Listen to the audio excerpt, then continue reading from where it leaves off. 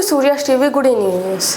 వచ్చే విద్యా సంవత్సరం నుంచి పిల్లలకు బాలల భారత రాజ్యాంగాన్ని ఇవ్వనున్నట్లు మంత్రి లోకేష్ వెల్లడించారు. రోల్ మోడల్స్ మన గాంధీ గారు కానివ్వండి, అంబేద్కర్ గారు కానివ్వండి, నెహ్రూ గారు కానివ్వండి, సర్దార్ పటేల్ గారు కానివ్వండి, మౌలానా ఆజాద్ గారు కానివ్వండి, సర్వేపల్లి రాధాకృష్ణ గారు కానివ్వండి, వాళ్ళ గురించి రోల్ మోడల్ సింపుల్ ప్రొఫైల్స్ కూడా ఏర్పాటు చేయాలని నిర్ణయించుకున్నాం సార్.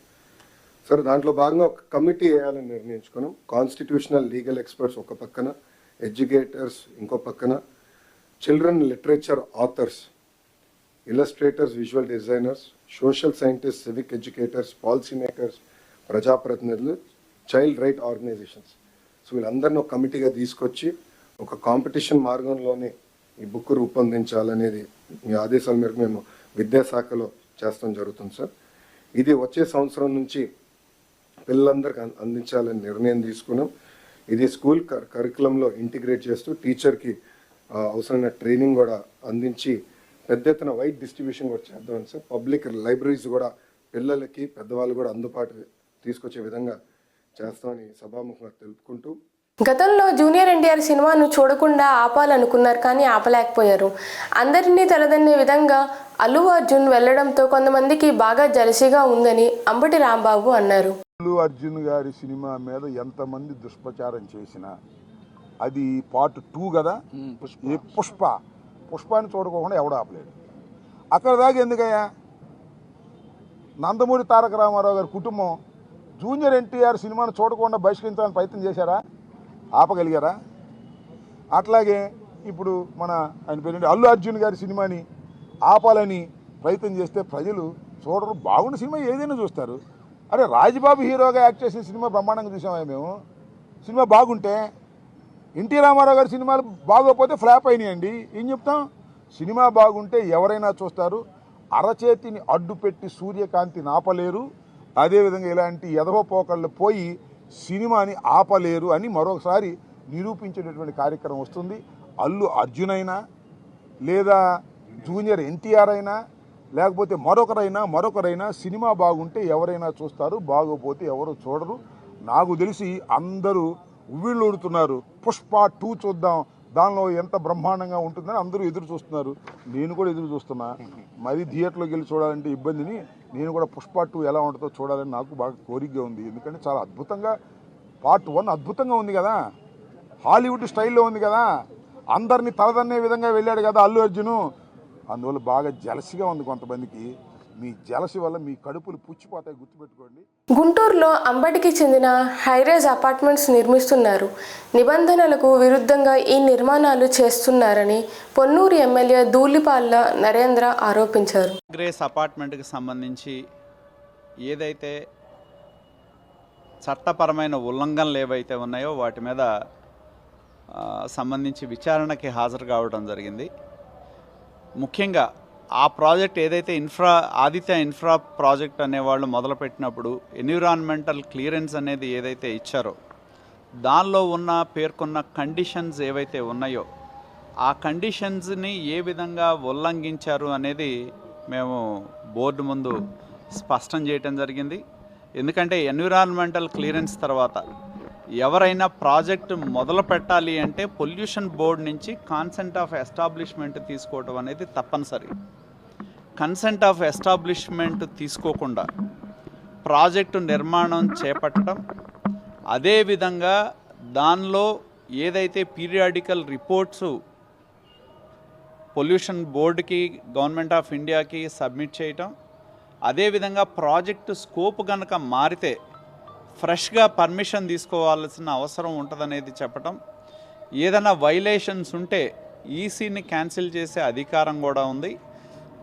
అలాగే ఏదైతే ఎయిర్ వాటర్ పొల్యూషన్ యాక్ట్ ఏదైతే ఉందో, వాటర్ యాక్ట్లు ఉన్నాయో వాటి నియమ నిబంధనలు ఉల్లంఘించి green grace apartments Bajrang urban infra limited నిర్మాణాలు చేపట్టింది ఏ విధంగా వైలేషన్స్ చేసిందనేది బోర్డు ముందు, కమిటీ ముందు ఉంచడం జరిగింది.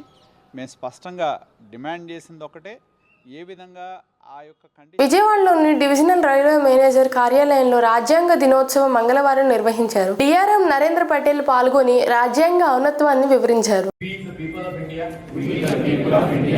having solemnly resolved to constitute India into a sovereign, socialist, secular, democratic, republic, and to secure to all its citizens, justice, social, economic and political, liberty of thought, expression, belief, faith and worship, equality of status, CMRF పథకాన్ని మాజీ CM Jagan నిర్వీర్యం చేశారని విజయవాడ తూర్పు MLA Gadde Rammohan అన్నారు. ఇవాళ అత్యవసరమైన పరిస్థితుల్లో అర్ధరైతుగడ అపరైతుగడ డబ్బులు పెట్టి అప్పులు చేసి ట్రీట్మెంట్ చేయించుకునే అనేక మంది పేదవారు ఉన్నారు. వాళ్ళందరూ కూడా నారా చంద్రబాబు నాయుడు గారు అభయిస్తా ఉన్నారు. మీరు ఖర్చు పెట్టిన దాంట్లో ఎక్కువ భాగం మరలా మీకు తిరిగిస్తానని చెప్పి గతంలో 2014-19లో కొన్ని వందల వేల కోట్ల రూపాయలు సీఎంఆర్ఎఫ్ కింద పేద ప్రజలకు ఇవ్వడం జరిగింది. గత 5 సంవత్సరాల్లో జగన్మోహన్ రెడ్డి గారు ఒక్కసారి ఆలోచన చేయాలి. మీరు సీఎంఆర్ఎఫ్ ని నిర్వీర్యం చేశారు. అనేక మంది పేదల్ని అప్పుల పాలు చేశారు. మీకు పేదలకి ఏ విధంగా పనిచేయాలో చిత్తశుద్ధి లేని మీ ప్రేమ మీది, చిత్తశుద్ధి కలిగిన ప్రేమ నారా చంద్రబాబు నాయుడు గారి. ఇవాళ ఈ రోజున సుమారు 3 లక్షల రూపాయలు ఇవాళ సీఎం సహాయనిధి కింద ఇక్కడ ఇవ్వడం జరిగింది. ఒకరికైతే 2,50,000, ఇంకోళ్ళకి 50,000, మొత్తం 3 లక్షలు ఇవ్వడం జరిగింది. అంతేకాదు ప్రతిరోజు కూడా సుమారు 5 లక్షలు 6 లక్షల రూపాయలు డిస్ట్రిబ్యూట్ చేస్తానే ఉన్నాం. ఈ 5 నెలల్లో సుమారు ఇప్పటికే 46 మందికి ఈ సీఎంఆర్ ఇవ్వడం జరిగింది. ఇంకా చాలా మంది తెలియదు. గత 5 సంవత్సరాలు లేదు కాబట్టి ఎవరికి కూడా లేదనే ఫీలింగ్ ఉన్నారు. మీ ద్వారా ఇవాళ మీకు ఈ విషయం గురించి గొప్పగా చెప్పేది ఎందుకంటే మీ ద్వారా 10 మంది తెలుసు. ఎవరైతే అవసరం ఉన్నవాళ్ళు, ఎవరైతే ఇలాంటి ట్రీట్మెంట్ చేయించుకున్న వాళ్ళు దానికి కావాల్సిన కాగితాలు సబ్మిట్ చేస్తే వాళ్ళందరూ కూడా డబ్బులు తెచ్చిచ్చే బాధ్యత శాసనసభ్యుడిగా విజయవాడ తూర్పు నియోజకవర్గంలో నేను తీసుకుంటాను కూడా మీ అందరికి మీ ద్వారా మనం చేస్తాం. ఇది మీరు దీని ప్రచారం విరివిగా చేయాల్సిన అవసరం. మీ ప్రెస్ ద్వారా మాత్రమే ఈ ప్రచారం విరివిగా జరుగుద్ది. అందువల్ల ఈ అనేక మంది ఇప్పటికి కూడా ఇది తెలియక అప్పులు చేసి అప్పులు తీర్చలేక ఇబ్బంది పడుతున్నారు చాలా మంది ఉన్నారు. వాళ్ళందరికీ కూడా తెలియపరచాలని నేను కూడా మా పార్టీ నాయకులు కూడా అడుగుతున్నా. మా కూటమి పార్టీ నాయకులు, జనసేన నాయకులు కానివ్వండి, తెలుగుదేశం పార్టీ నాయకులు కానీ, బీజేపీ నాయకులు కానీ, మీరందరూ కూడా ప్రతి ఒక్కళ్ళకే తెలియజేయండి. ఇవాళ ప్రభుత్వం నారా చంద్రబాబు నాయుడు గారు, పవన్ కళ్యాణ్ గారు ఆంధ్రప్రదేశ్ పారిశ్రామిక అభివృద్ధి సంస్థ చైర్మన్ గా డేగల ప్రభాకర్ రావు ప్రమాణ స్వీకారం చేశారు. ఆంధ్రప్రదేశ్ ఇండస్ట్రియల్ గా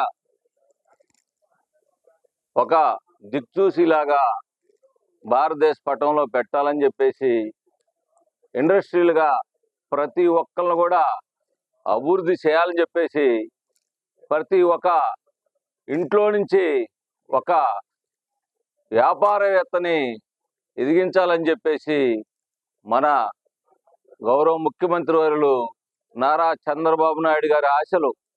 ఈ రోజున ఇండస్ట్రీలు డెవలప్ కావాలి, పేదలకి యువతకి ఉపాధి కల్పించాలని చెప్పేసి ఒకే ధ్యేయంతో ఇవాళ పనిచేస్తున్నటువంటి గౌరవనీయులు ముఖ్యమంత్రి వర్యులైనటువంటి నారా చంద్రబాబు నాయుడు గారికి మరొకసారి ధన్యవాదాలు తెలియజేస్తున్నాం. ఈ రోజున నన్ను నా మీద నమ్మకంతో ఈ ఇండస్ట్రియల్ డెవలప్మెంట్ కార్పొరేషన్ చైర్మన్ గా నన్ను నియమించడం చాలా ఆనందదాయకం. ఏదైతే నమ్మకం పెట్టుకున్నారో దాన్ని నేను నమ్మకాన్ని ఒమ్ము చేయకుండా దాన్ని 10 అంతలు చేసేసి దాన్ని నేను కష్టపడి మరి ఏదైతే నమ్మకంతో నాకు ఈ పదవి ఇచ్చారో దాన్ని పేరు ప్రఖ్యాతులు ఆ పదవి తీసుకొస్తానని చెప్పేసి తెలియజేసుకుంటూ ఈ రోజున ఇండస్ట్రియల్ డెవలప్మెంట్ కార్పొరేషన్ నా పరిధి. ఇది ఇండస్ట్రియల్ డెవలప్మెంట్ కార్పొరేషన్ అనేది డిసెంబర్ 16, 1960లో స్థాపించబడింది. ఇది పారిశ్రామికవేత్తలకి ఒక నాన్ బ్యాంకింగ్ సెక్టార్ లాగా వాళ్ళకి ఏదైతే లోన్స్, దీర్ఘకాలిక లోన్స్ ప్రొవైడ్ చేసి వాళ్ళని ఇండస్ట్రీస్లుగా వాళ్ళకి ప్రమోషన్ ఇవ్వడానికి, వాళ్ళకి కల్పించడానికి, ఏదైనా కానీ పెట్టుబడులు కల్పించడానికి ఇది ఏర్పాటు చేయడం జరిగింది. ఈ వార్తలు ఇంతటితో సమాప్తం.